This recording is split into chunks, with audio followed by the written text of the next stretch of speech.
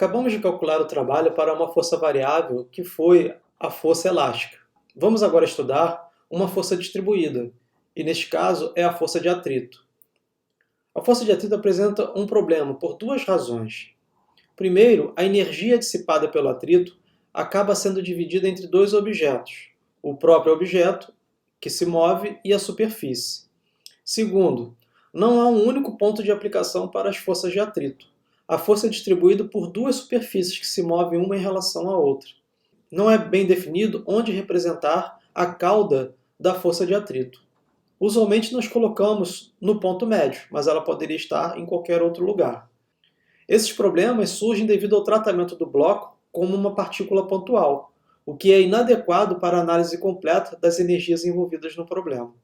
Isto acontece porque há deformação do bloco, e a ação da força de atrito que a mesa exerce sobre o bloco deve desenrolar-se ao longo de um deslocamento, que é diferente do deslocamento do centro de massa do bloco. Como exemplo de uma força distribuída, vejamos a força de atrito.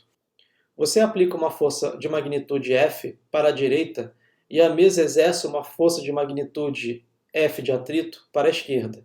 Essas forças são constantes, têm a mesma direção em sentidos opostos.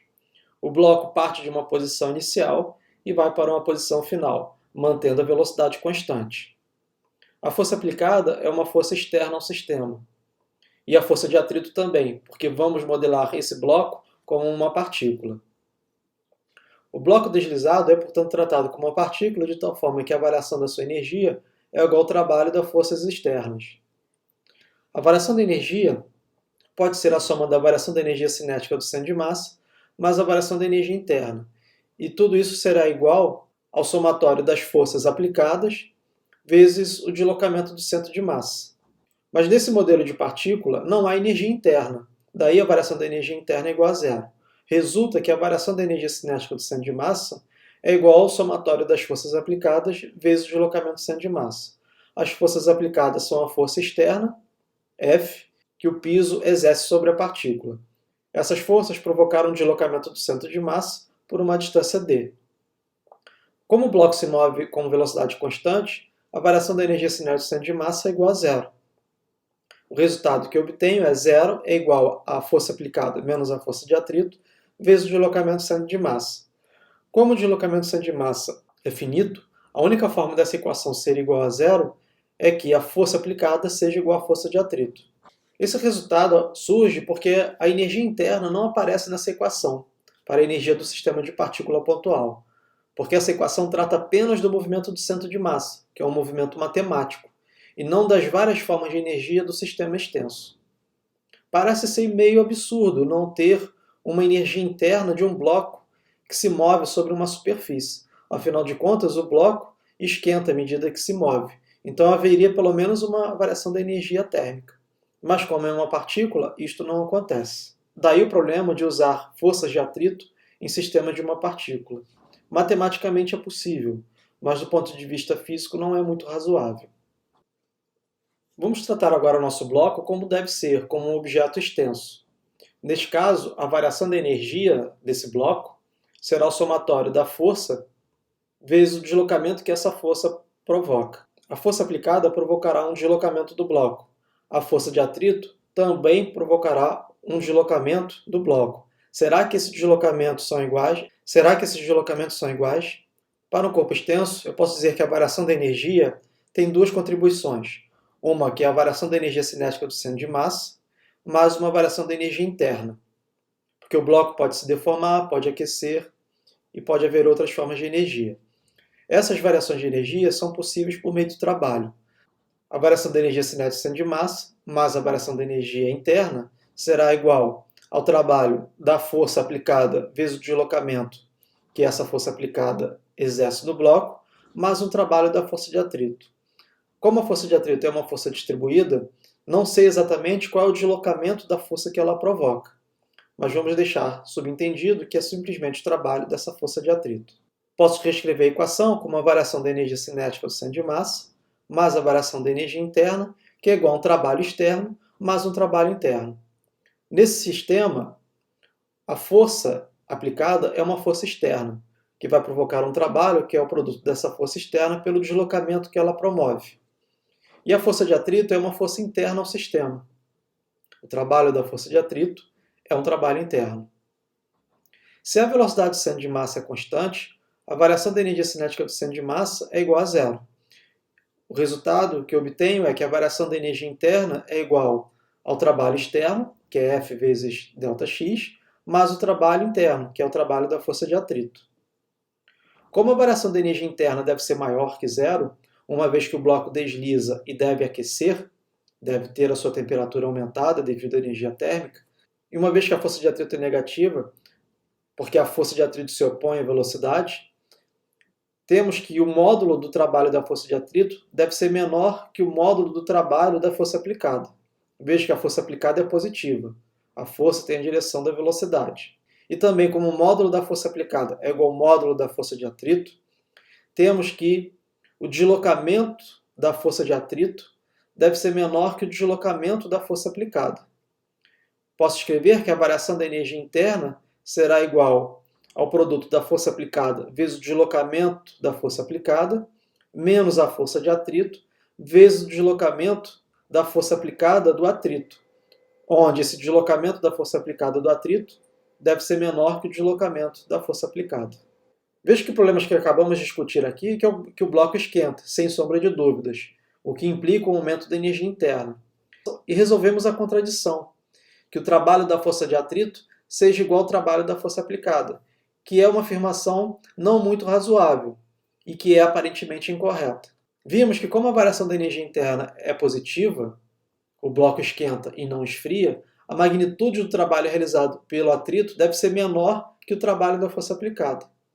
Como a força de atrito tem que ser necessariamente igual à força aplicada, uma vez que a variação da energia cinética do centro de massa é zero, a conclusão é que a força de atrito deve agir ao longo de uma distância efetiva, que é ΔX atrito, menor que a distância efetiva do centro de massa, que é o ΔX. Nesse problema mais realístico do bloco deslizando e tratado como um sistema extenso, se a força externa for retirada, o bloco vai parar de se mover.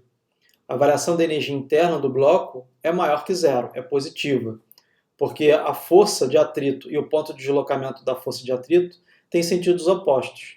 Isto é, a variação da energia interna será igual a menos a força de atrito, vezes essa distância efetiva, provocada pela aplicação da força de atrito.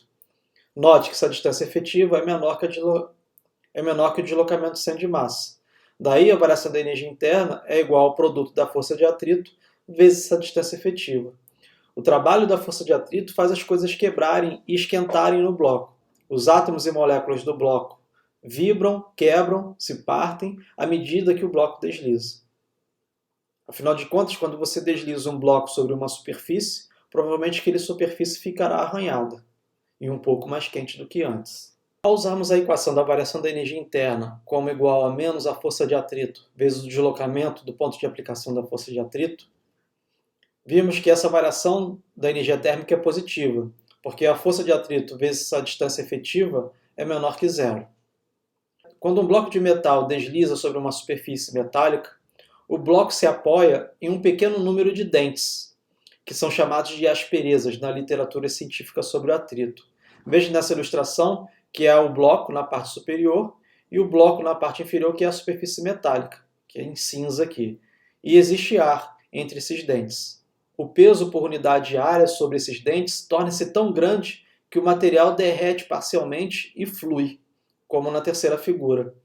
Localmente, a temperatura fica alta o suficiente para produzir a adesão, ou a solda das regiões de contato.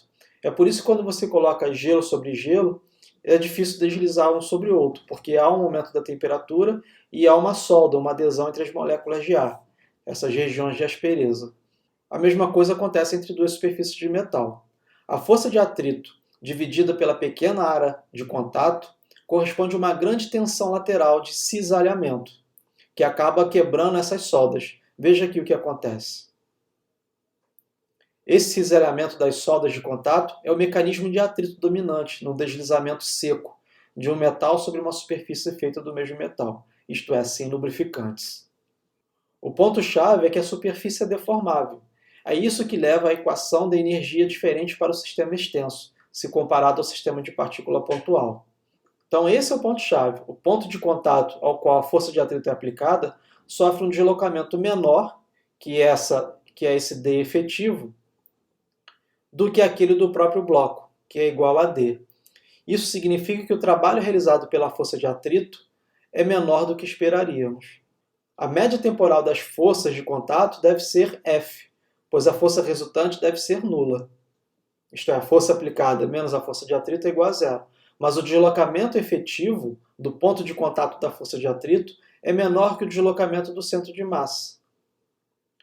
Para dois blocos idênticos, espera-se que esse deslocamento efetivo seja a metade do deslocamento do centro de massa.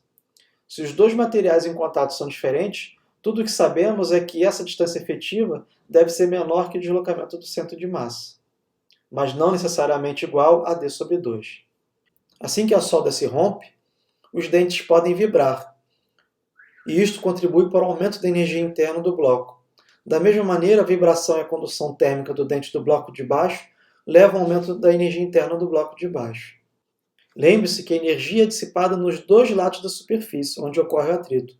Portanto, na nossa equação, mesmo que o lado direito seja o produto de uma força constante e um deslocamento, não seria correto se referir a esse produto como trabalho realizado pela força de atrito exercida no bloco, porque a definição exata de trabalho é o produto da força pelo deslocamento da força, o que não acontece para o trabalho da força de atrito. Para fins práticos, você pode escrever que a variação da energia interna é o produto da força de atrito pelo deslocamento efetivo, indicando que a energia interna térmica devido ao atrito aumenta. É melhor chamar isso de variação da energia interna do que trabalho.